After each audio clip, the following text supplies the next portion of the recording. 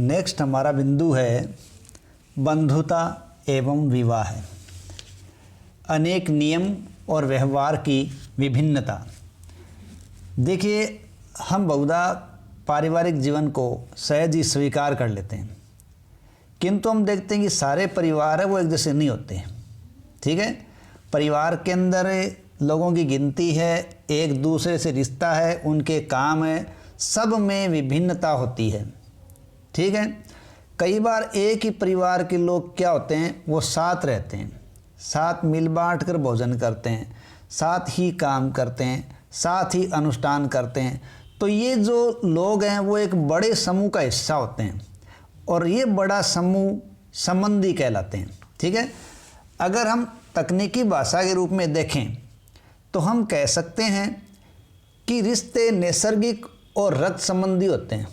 रिश्ते कैसे होते हैं? नैसर्गिक और रक्त संबंधी होते हैं। ठीक है, लेकिन इन रक्त संबंधों की परिभाषा भी अलग अलग जगह अलग अलग तरीके से होती है। जैसे कुछ समाज तो चचेरे और मौसेरे भाई बहनों को खून का रिश्ता मानता है, लेकिन कुछ समाज के अंदर चचेरे और मौसेरे भाई बहनों को खून का रिश्ता नहीं माना जाता। ठीक है, और परिवार या जाति या वंश, इनके बारे में पर जानकारी देखें, ठीक है, तो परिवार के लिए जैसे संस्कृत ग्रंथों में कुल शब्द आता है और बड़े बांधव समूह के लिए जाति शब्द इस्तेमाल किया गया है। जैसे देखिए, हमें इसके बारे में ब्लॉक दिया गया है। ठीक है, ये देखिए। ठीक है, परिवार और बंधुता के लिए प्रयुक्त शब्द। संस्कृत ग्रंथों में कुल शब्द का प्रयोग परिवार के लिए और जाति का बांधवों के एक बड़े समूह के लिए इस्तेमाल होता है और पीढ़ी दर पीढ़ी किसी भी कुल के पूर्वज इकट्ठे रूप में एक ही वंश के माने जाते हैं। पीढ़ी दर पीढ़ी जो एक ही वंश के होंगे या पीढ़ी दर पीढ़ी एक कुल के लोग होंगे वो एक वंश के माने जाएंगे। ठीक है, तो इस प्रकार से हमें इनके बारे में जानकारी मिलती है। देखो, जो आरंभिक समाज है, ठीक है, आरंभिक समाज के जो विशिष्ट परिवार थे उनकी जानकारी हमें आसानी से मिल जाती है क्योंकि उनके कोई न कोई स्रोत हमें मिल जाते हैं। लेकिन जो सामान्य परिवार थे उनकी जानकारी हमें मुश्किल से मिल पाती है। ठीक है, लेकिन इतिहासकार परिवार और बंधुता संबंधी विचारों का विश्लेषण करना चाहते हैं और इनका अध्ययन जरूरी भी है, क्योंकि परिवार और बंधुता संबंधी विचारों का अध्ययन करने से क्या होगा, लोगों की सोच का पता चलता है और संभवतः इन विचारों से ही लोगों के क्रियाकलाप प्रभावित होते हैं और इसी तरह व्यवहार से विचारों पर भी असर पड़ता होगा। तो हमें इनके बारे में जानना जरूरी होता है। ठीक है, नेक्स्ट अपने को दिया गया है परिवार। देखिए, परिवार है वो दो तरह के माने गए हैं, पितृवंशीय परिवार और मातृवंशीय परिवार। देखो, पितृवंशीय परिवार क्या होता है?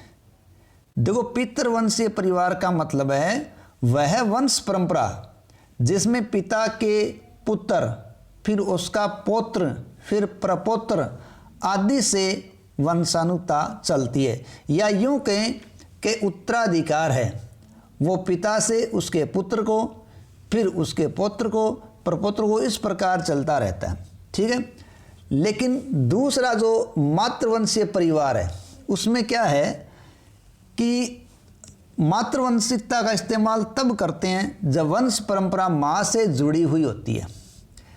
देखिए, करीब करीब सभी समाज हैं वो पितृवंशीय समाज ही हुए हैं, लेकिन सैंधव समाज और सातवाहन समाज, इनको मातृवंशीय या मातृसत्तात्मक रूप से भी देखा जाता है।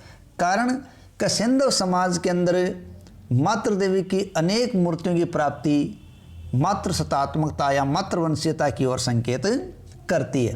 जबकि सातवाहनों के अंदर भी क्या हुआ है कि सातवाहन वंश है, उन वंश के लोगों ने अपने नाम के साथ अपनी माँ के नाम का इस्तेमाल किया है। ठीक है, तो वो नाम का इस्तेमाल करना मातृवंशिकता की ओर संकेत करता है। ठीक है, और इनमें अगर हम नाम देखें तो कई नाम जैसे वशिष्ठ पुत्र पुल्लुमावी है। यहाँ देखिए अभिलेखों से सातवां राजाओं के नाम को देखें।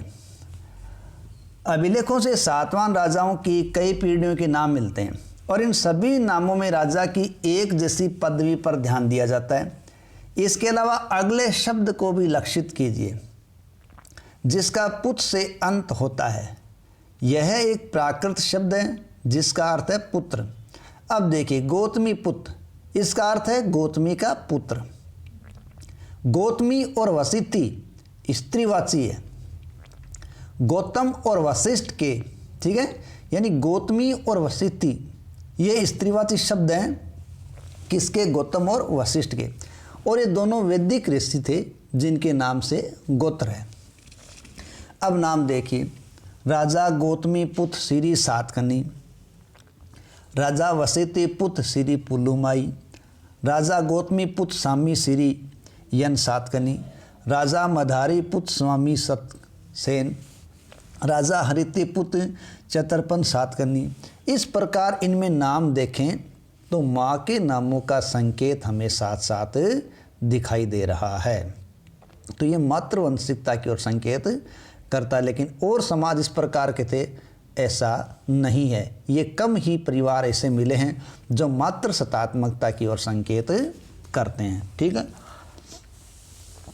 देखिए जब बंधुता के रिश्तों में परिवर्तन आया तो पितृवंशिकता व्यवस्था के आदर्शों को भी हम उस रूप में देख सकते हैं।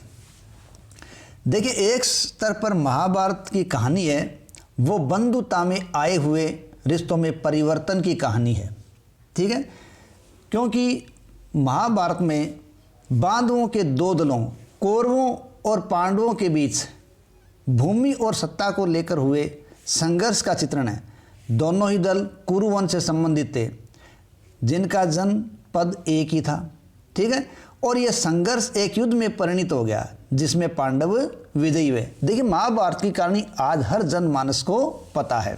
ठीक है, इनमें कौरवों और पांडवों इनके संघर्ष की कथा है जो किसके लिए थी? सत्ता और भूमि के लिए। अब देखिए संघर्ष हुआ और संघर्ष में पांडव विजयी हुए। इसके उपरांत पितृवंशिक उत्तराधिकार को उद्घोषित कर दिया गया। हालांकि पितृवंशिकता महाकाव्य की रचना से पहले से भी मौजूद थी। हम ये नहीं कह सकते कि खाली महाभारत के द्वारा पितृवंशिकता है वो उद्घोषित हुई, क्योंकि पितृवंशिकता बहुत पहले से मौजूद थी। महाभारत की मुख्य कथा वस्तु ने इस आदर्श को और भी सुदृढ़ कर दिया कि पितृवंशिकता मुख्य है। पितृवंशिकता में पुत्र पिता की मृत्यु के बाद उसके संसाधनों पर अधिकार जमाता है, उन संसाधनों में सिंहासन भी शामिल होता है। अब अधिकतर राजवंश इसी प्रणाली का अनुसरण करते रहे हैं, लेकिन कभी कभार ऐसा होता है जब एक राजा के पुत्र नहीं होता था तो उसका भाई या उसके भाई का पुत्र है वो उत्तराधिकार प्राप्त कर लेता था। तो इस प्रकार की परिस्थितियाँ विशिष्ट थी, लेकिन अति विशिष्ट परिस्थितियों में कभी कभी स्त्रियां भी सत्ता का उपयोग कर लेती थी, जैसा कि चंद्रगुप्त विक्रमादित्य या चंद्रगुप्त द्वितीय की पुत्री प्रभावती गुप्ता ने अपने राज्य का संचालन किया था।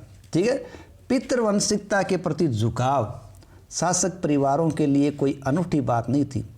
ऋग्वेद जैसे कर्मकांडीय ग्रंथ के मंत्रों में भी ये बात स्पष्ट हो जाती है। यह संभव है कि धनी वर्ग के पुरुष और ब्राह्मण भी ऐसा ही दृष्टिकोण रखते थे। यानी धनी वर्ग के जो लोग थे या ब्राह्मण वर्ग के जो लोग थे और शासक वर्ग के जो लोग थे वो सभी लोग पितृवंशिकता की ओर झुकाव रखते थे, और इसका पता हमें ऋग्वेद से भी चलता है। ऋग्वेद में एक मंत्र आता है। ठीक है, तो ऋग्वेद में जो मंत्र है वो मंत्र इस ग्रंथ में लगभग 1000 ईसा पूर्व जोड़ा गया होगा, और विवाह संस्कार के दौरान ये मंत्र पुरोहित पढ़ता था, और आज भी अनेक हिंदू विवाह संस्कारों में इसका प्रयोग होता है। और ये जो मंत्र है वो उत्तम पुत्रों के प्रजनन से संबंधित है। किससे संबंधित है? उत्तम पुत्रों के प्रजनन से संबंधित, जो ऋग्वेद में लगभग 1000 ईसा पूर्व जोड़ा गया था। इसमें क्या लिखा है देखिए, पंडित या ब्राह्मण है वो इस प्रकार से संकेत करता है, मैं इसे यहाँ से मुक्त करता हूँ किंतु वहाँ से नहीं। यहाँ से यानी मैं पिता से, मैं इसे यहाँ से यानी पिता से मुक्त करता हूँ किंतु वहाँ से यानी पति से नहीं। मैंने इसे वहाँ यानी पति के पास मजबूती से स्थापित किया है, जिससे इंद्र के अनुग्रह से इसके उत्तम पुत्र हो और पति के प्रेम का सौभाग्य उसे प्राप्त हो। इस प्रकार उत्तम पुत्रों के प्रजनन की कामना इस वेद में की गई है। लेकिन स्वजनों के अंदर लड़ाई होती थी। अब स्वजनों के अंदर लड़ाई क्यों होती थी? देखिए, महाभारत है, उस महाभारत के अंदर अध्याय है। उन अध्यायों के अंदर, ठीक है, एक अध्याय को पर्व नाम दिया जाता है, ठीक है, यानी महाभारत के अंदर जो अध्याय है उन अध्यायों को पर्व कहा गया है। और उन्हीं में पहला जो पर्व है वो है आदि पर्वन। तो आदि पर्वन में कौरवों और पांडवों के बीच हुए संघर्ष का चित्रण किया गया है और वो इस प्रकार देखिए, कौरव धृतराष्ट्र के पुत्र थे और पांडव उनके बांधवजन थे, ठीक है, यानी कौरव धृतराष्ट्र के पुत्र थे, पांडव उनके भाई थे। चूंकि धृतराष्ट्र नेत्रहीन थे, अतः उनके नेत्रहीन होने के कारण उनके अनुज छोटे भाई पांडु है वो हस्तिनापुर के सिंहासन पर बैठ गए, किंतु पांडु की असामयिक मृत्यु हो गई। उसके बाद धृतराष्ट्र राजा बने। क्यों? कि उस वक्त सभी राजकुमार क्या थे? अल्पवयस्क थे। जैसे जैसे राजकुमार बड़े हुए, हस्तिनापुर के नागरिक पांडवों के प्रति अपनी अभिरुचि व्यक्त करने लगे। क्यों हस्तिनापुर के नागरिक पांडवों के प्रति अभिरुचि क्यों रख रहे थे? क्योंकि वे कौरवों के मुकाबले पांडवों को अधिक योग्य और सदाचारी मानते थे।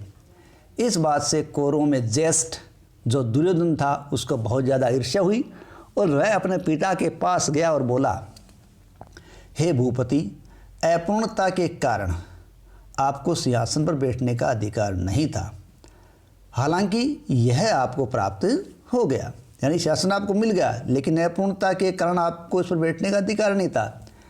अब यदि पांडु से विरासत में प्राप्त करते हैं तो उनके बाद उनके पुत्र पौत्र फिर परपौत्र इस पैतृक संपत्ति के अधिकारी हो जाएंगे और हम तथा हमारे पुत्र इस राज्य के उत्तराधिकार से बेदखल होकर संसार में शूद्र समझे जाएंगे। तो इस तरह के उदाहरण अक्सर सत्य न भी हो तो भी वे इस बात का अनुमान हमें करा देते हैं कि जिन लोगों ने ये ग्रंथ लिखा था उनकी सोच कैसी थी। और कभी कभी जैसे यहाँ प्रकरणों में परस्पर विरोधी विचार भी मिलते हैं, ठीक है। तो इस प्रकार स्वजनों के मध्य संघर्ष का कारण हमें आदि पर्वन में बताया गया है। अब है विवाह के नियम। देखिए, विवाह क्या है? जहाँ पितृवंश को आगे बढ़ाने के लिए पुत्र जरूरी होता है, ठीक है, और पुत्रियों को इस व्यवस्था से अलग देखा जाता था और पैतृक संसाधनों पर भी पुत्री का कोई अधिकार नहीं होता था और पुत्री का अपने गोत्र से बाहर विवाह कर देना अपेक्षित समझा जाता था। तो अपने गोत्र से बाहर जब पुत्री का विवाह किया जाता था तो उसे बहिर्विवाह कहा जाता था। क्या कहा जाता था? बहिर्विवाह, ठीक है। जबकि अपने गोत्र के अंदर, अपने संबंध के अंदर, ठीक है, अपने कुल या जाति के अंदर ही या एक स्थान पर बसने वालों में ही परस्पर जब विवाह कर दिया जाता था तो वो अंतर्विवाह कहलाता था, ठीक है। तो अंतर्विवाह और बहिर्विवाह समाज में प्रचलित थे। अब बहिर्विवाह में क्या होता था? पुत्री को अपने संपत्ति से अलग करने का एक तरीका था और इसका तात्पर्य ये भी लगाया जाता था कि ऊंची प्रतिष्ठा वाले परिवारों की कम उम्र की कन्याओं और स्त्रियों का जीवन बहुत सावधानी से नियमित किया जाता था, जिससे उचित समय और उचित व्यक्ति से उनका विवाह किया जाता था। इसका प्रभाव ये हुआ कि कन्यादान अर्थात विवाह में कन्या की भेंट को पिता का महत्वपूर्ण धार्मिक कर्तव्य माना गया, ठीक है, क्योंकि शास्त्रों के द्वारा पैतृक संसाधनों पर उसका कोई अपेक्षित अधिकार नहीं था। लेकिन जब नए नगरों का उदय हुआ सामाजिक जीवन जटिल होता चला गया। क्यों कि दूर दूर से लोग नगरों में आने लगे, एक दूसरे के साथ मिलने लगे, अपने विचारों का आदान प्रदान करने लगे। इस वजह से क्या हुए, जो आरंभिक व्यवहार और विश्वास जो चले आ रहे थे उन पे प्रश्न चिन्ह लग गए।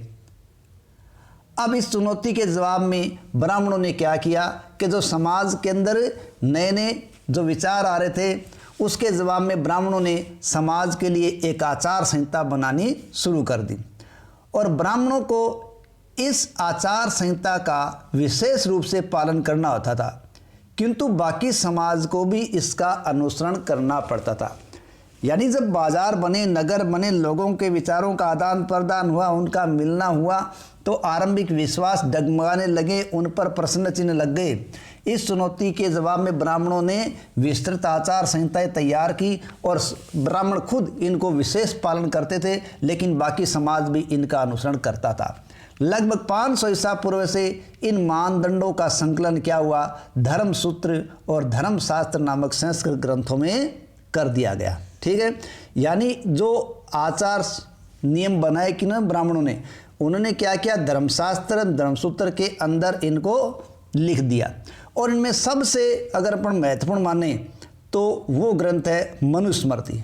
ठीक है, कौन सा ग्रंथ है, सबसे महत्वपूर्ण ग्रंथ है मनुस्मृति, जो 200 ईसा पूर्व से 200 ईस्वी के मध्य लिखा गया था। हालांकि इन ग्रंथों के ब्राह्मण लेखकों का यह मानना था कि उनका दृष्टिकोण सार्वभौमिक है, यानी उन्होंने जो नियम बनाए हैं उनका नियम सबके द्वारा होना चाहिए, किंतु वास्तविक समाज में ऐसा नहीं था, क्योंकि वास्तविक समाज का जो संबंध था वो बहुत ज़्यादा जटिल था। तो सबको ये बात जरूरी नहीं है कि जचे, क्यों कि उपमहाद्वीप बहुत बड़ा था, क्षेत्रीय विभिन्नताएं अलग अलग थी, संचार की बाधाएं थी, हर जगह उनके द्वारा बनाए गए नियम नहीं पहुंच सकते थे। ठीक है, तो इसलिए ये नहीं कह सकते कि ब्राह्मणों का जो आचार या धर्मशास्त्र का जो प्रभाव था वो हर जगह सार्वभौमिक था, नहीं, वो प्रभाव सार्वभौमिक नहीं था, उसके बीच में बाधाएं थी, संचार की बाधाएं थी, क्षेत्रीय विभिन्नताएं की बाधाएं थी। ठीक है, दिलचस्प बात यह कि धर्मसूत्र और धर्मशास्त्र विवाह के 8 प्रकारों को अपनी स्वीकृति देते हैं। कितने प्रकारों को स्वीकृति देते हैं, 8 प्रकारों को स्वीकृति देते हैं। अब इनमें 4 जो प्रथम है वो विवाह तो वो उत्तम श्रेणी के मानते हैं, लेकिन अंतिम 4 विवाह वो निंदनीय श्रेणी के मानते हैं। यानी धर्मशास्त्रों के आधार पर कितने विवाह को मान्यता दी गई, 8 विवाह को, लेकिन उन 8 विवाह के मान्यता नहीं दी गई थी, सॉरी 8 विवाह माने गए थे। उन 8 विवाहों के अंदर भी 4 प्रथम विवाह उत्तम माने गए और अंतिम 4 विवाह को निंदनीय माना गया। समाज उनको अच्छी दृष्टि से नहीं देखता था। ठीक है, क्योंकि निंदित जो विवाह है, ये विवाह पद्धति उन लोगों में प्रचलित थी जो ब्राह्मण नियमों को नहीं मानते थे, उन नियमों को जो अस्वीकार करते थे, उनके अंदर ये प्रचलित थी। अब देखिए कि विवाह के 8 प्रकारों की बात करें, ठीक है, तो विवाह के 8 प्रकारों के अंदर हमें जो मनुस्मृति की चर्चा अपन कर रहे हैं, उस मनुस्मृति के अंदर हमें इनके बारे में जानकारी मिलती है। ठीक है, मनुस्मृति के अंदर अलग अलग विवाह के बारे में अलग अलग जानकारी दी गई है। देखो, मनुस्मृति से पहली, चौथी, 5वीं और 6ठी विवाह पद्धति का उदाहरण मिलता है। ठीक है, अब पहली, चौथी, 5वीं, 6ठी इन विवाह पद्धति का उदाहरण यहाँ मनुस्मृति से लेकर दिया गया। तो पहली विवाह पद्धति में क्या कहा गया है, कन्या का दान, बहुमूल्य वस्त्रों और अलंकारों से विभूषित कर उसे वेदज्ञ, यानी जो वेद का ज्ञान रखता हो, उसे वेदज्ञ वर को दान दिया जाए जिसे पिता ने स्वयं आमंत्रित किया हो। पिता स्वयं है वो वेद से ज्ञानवान व्यक्ति वर्ग को आमंत्रित करता था और कन्या का दान, बहुमूल्य वस्त्रों और अलंकारों से विभूषित करके दान दिया जाता था। ठीक है, तो ये तो था पहला विवाह। चौथे विवाह में क्या था, पिता वर वधू युगल को ये कहकर संबोधित करता कि तुम साथ मिलकर अपने दायित्वों का पालन करो। तत्पश्चात वह वर का सम्मान कर उसे कन्या का दान कर दिया करता था। ये चौथी पद्धति है। 5वीं में क्या था, वर को वधू की प्राप्ति तब होती थी जब अपनी क्षमता के अनुसार व अपनी इच्छा के अनुसार उसके बांधवों को स्वयं वधू को यथेष्ट धन दे दिया करता था। इस प्रकार वर पक्ष की तरफ से वधू पक्ष को क्या दिया जाता, धन दिया जाता था। तो ये निंदनीय श्रेणी में आता था। छठा विवाह, ये था स्त्री और पुरुष के बीच अपनी इच्छा से संयोग जिसकी उत्पत्ति काम से है। देखो ये लगभग लव मैरिज या आज के प्रेम विवाह जैसा संयोग था जिसको भी समाज ने स्वीकार नहीं किया था। इस प्रकार विवाह के 8 प्रकारों का उल्लेख है वो शास्त्रों के अंतर्गत आता है।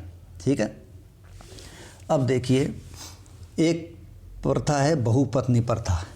बहुपत्नी प्रथा में क्या था कि जब एक व्यक्ति कई पत्नियों के साथ या कई महिलाओं के साथ विवाह करता था तो उसे बहुपत्नी प्रथा कहते थे और इस प्रकार की सामाजिक परिपाटी उच्च वर्ग में देखने को मिलती थी। और बहुपति प्रथा, देखो इस प्रकार की परिपाटी सामान्य देखने को नहीं मिलती, लेकिन इस प्रथा में क्या था कि एक स्त्री अनेक व्यक्ति से विवाह करती थी या एक स्त्री के अनेक पति होते थे। तो ये थी बहुपत्नी और बहुपति प्रथा। बहुपत्नी प्रथा है वो समाज में उच्च वर्ग में देखने को बार बार मिली है, लेकिन बहुपति प्रथा मुश्किल से देखने को मिली है। स्त्री का गोत्र, ठीक है, देखो एक ब्राह्मणीय पद्धति जो लगभग 1000 ईसा पूर्व के बाद से प्रचलन में आई, वह लोगों को गोत्रों में वर्गीकृत करने की थी। यानी ब्राह्मण पद्धति थी जो 1000 ईसा पूर्व के बाद से चली और ये थी कि लोगों को गोत्रों में वर्गीकृत कर दो और प्रत्येक जो गोत्र है वो एक वैदिक ऋषि के नाम से जुड़ा हुआ था। ठीक है, गोत्र किससे जुड़ा था? वैदिक ऋषि के नाम से जुड़ा था। उस गोत्र के सदस्य उसी ऋषि के फिर वंशज माने जाते थे और गोत्रों के अलग अलग नियम भी निर्धारित कर दिए गए, जिनमें 2 नियम मुख्य थे। एक तो ये था कि विवाह के पश्चात स्त्री है वो अपने पिता की बजाय अपने पति के गोत्र का नाम स्वीकार करेगी। ठीक है, यानी विवाह के बाद स्त्री है वो पिता की बजाय पति का गोत्र है उसको मानेगी। दूसरा, एक ही गोत्र के सदस्य आपस में विवाह संबंध नहीं रख सकते। ये ब्राह्मणों के द्वारा 2 नियम निर्धारित कर दिए। कब? जब उन्होंने गोत्र पद्धति लागू कर दी तब। ठीक है, अब बात आती है क्या जो गोत्र पद्धति लागू हुई थी उनका अनुसरण सब जगह होता था? ठीक है, लेकिन इसको हम जानने के लिए पूरा विश्लेषण करें तो देखते हैं कि हर जगह इस प्रकार का इस्तेमाल नहीं होता था। ठीक है, कभी कभी गोत्रों के नाम से हमें ये पता नहीं चलता कि ऐसा सब जगह होता था। हालांकि कुछ भागों पर ऐसा देखने को मिलता है, जैसे सातवान है परिवार है उसमें हम मात्र शतात्मक स्थिति देखते हैं तो वहाँ ये बात बैठती नहीं है। ठीक है, क्योंकि एक सातवान राजा तथा उसकी पत्नी है वो सातवान राजाओं की आकृतियाँ बहुधा बनी हुई देखते हैं और गुफाओं की भित्तियों पर ये उत्कीर्ण की जाती थी। और गुफाएं कौन सी थी? जिन्हें बौद्ध भिक्षुओं को दान में दिया जाता था। इस प्रकार की चित्रकलाएं हमें सातवानों की देखने को मिलती है और मात्र शतात्मकता सिंधु समाज और सातवान समाज के अलावा संभवतः कहीं दिखाई नहीं देती। और एक उपनिषद है, देखिए उपनिषद क्या है? ये ब्राह्मण ग्रंथों के भाग हैं और उपनिषद का मतलब होता है गुरु के समीप निष्ठापूर्वक बैठना। ठीक है, तो ऐसा ही एक उपनिषद है बृहदारण्यक उपनिषद जो प्रारंभिक उपनिषदों में से एक है। ठीक है, और उसके अंदर आचार्यों और शिष्यों की एक सूची मिलती है। ठीक है, और जिसमें कई लोगों को उनके मात्र नामों से ही संकेत किया गया है। ठीक, तो कुछ सातवान राजा ऐसे थे जो बहुपत्नी प्रथा को मानते थे। सातवान राजाओं से विवाह करने वाली रानियों के नामों का विश्लेषण इस तथ्य की ओर इंगित करता है कि उनके नाम गौतम और वशिष्ठ गोत्रों से उत्पन्न हुए थे और जो उनके पिता से संबंधित थे या उनके पिता के गोत्र थे। इससे ऐसा प्रतीत होता है कि विवाह के बाद भी अपने पति कुल के गोत्र को ग्रहण करने की अपेक्षा उन्होंने पिता के गोत्र का नाम कायम रखा। यानी हम देख रहे हैं कि ब्राह्मणों ने जो गोत्र व्यवस्था लागू की क्या वो सार्वभौमिक थी? तो ऐसा संभवतः नहीं था। कारण कि सातवान वंश को उदाहरण स्वरूप लें तो सातवान वंश की महिलाओं ने अपने नाम के साथ पिता के नाम को समेट रखा था। अब पिता के नाम प्राचीन ऋषियों से जुड़े हुए थे, अर्थात अपने पति के कुल की बजाय या पति के गोत्र को बजाय उन्होंने पिता के गोत्र को ही ग्रहण कर रखा था। तो ये ब्राह्मणीय सार्वभौमिकता से अलग संकेत आता है। ठीक है, कुछ एक ही गोत्र से भी थे, यानी कुछ ऐसे भी विवाह मिले हैं जो एक ही गोत्र में थे। ये तथ्य बहिर्विवाह पद्धति के नियम के विरुद्ध था, क्योंकि बहिर्विवाह नियम है उसमें बाहर जाके गोत्र से विवाह होता था, लेकिन यहाँ ये भी नहीं था। वस्तुतः एक उदाहरण एक वैकल्पिक प्रथा अंतर्विवाह पद्धति अर्थात बंधुओं में विवाह संबंध को दर्शाता है, जिसका प्रचलन दक्षिणी भारत के कई समुदायों में है। यानी दक्षिणी भारत के कई समुदाय ऐसे हैं जिनके अंदर विवाह संबंध अपने ही आंतर गोत्र में होता है, इसे अंतर विवाह की श्रेणी में रखा जाता है। जिनमें बांधव जैसे चचेरे में मेरे भाई बहन हैं, उनके साथ भी विवाह संबंधों को नकारा नहीं गया है, तो वहाँ भी ये मौजूद है। तो ब्राह्मणों की सार्वभौमिकता वहाँ भी साबित नहीं होती। क्या माताएं महत्वपूर्ण थी? बिल्कुल, देखिए माताएं हैं वो महत्वपूर्ण थी। सातवाहन वंश को देखें तो माताओं को महत्वपूर्ण स्थान प्राप्त था, जिनका अपने नाम के साथ शासकों ने इस्तेमाल नाम किया था। लेकिन हमें यह नहीं भूलना चाहिए कि सातवाहन वंश भी क्या था? पितृवंशीय था। कारण का उत्तराधिकार है वो पिता के बाद पुत्र को ही प्राप्त होता था। ठीक है, तो मातृत्वात्मक इसलिए कि उन्होंने माता को प्रमुखता प्रदान की और माता के नाम का विरुद्ध उन्होंने अपने साथ धारण किया। लेकिन ऐसा नहीं था कि वो मतलब एक पिता के बाद उसका पुत्र शासक नहीं बनता था, ऐसा नहीं था, वो बनता था। ठीक है, तो वो पितृवंशीयता की ओर संकेत करता है। यहाँ देखिए माता की सलाह भी क्या समाज में प्रचलित थी। देखिए महाभारत में एक उल्लेख मिलता है कि जब कौरवों और पांडवों के बीच युद्ध अवश्यंभावी हो गया तो गांधारी ने अपने ज्येष्ठ पुत्र दुर्योधन से युद्ध न करने की विनती की। शांति की संधि करके तुम अपने पिता, मेरा और अपने शुभेच्छुकों का सम्मान करोगे। विवेकी पुरुष जो अपनी इंद्रियों पर नियंत्रण रखता है वही अपने राज्य की रखवाली करता है। लालच और क्रोध आदमी को लाभ से दूर खदेड़ कर ले जाते हैं। इन दोनों शत्रुओं को पराजित कर राजा समस्त पृथ्वी को जीत सकता है। हे पुत्र, तुम विवेकी और वीर पांडवों के साथ सानंद इस पृथ्वी का भोग करोगे। युद्ध में कुछ भी शुभ नहीं होता, ना धर्म और अर्थ की प्राप्ति होती है और ना ही प्रसन्नता की। युद्ध के अंत में सफलता मिले यह भी जरूरी नहीं है। अपने मन को युद्ध में लिप्त मत करो। दुर्योधन ने माँ की सलाह नहीं मानी, वो युद्ध में लड़ा और हार गया। लेकिन ये संकेत देता है ये कहानी या कथन कि माँ सलाह देने में काम करती थी या सलाह दिया करती थी। धन्यवाद।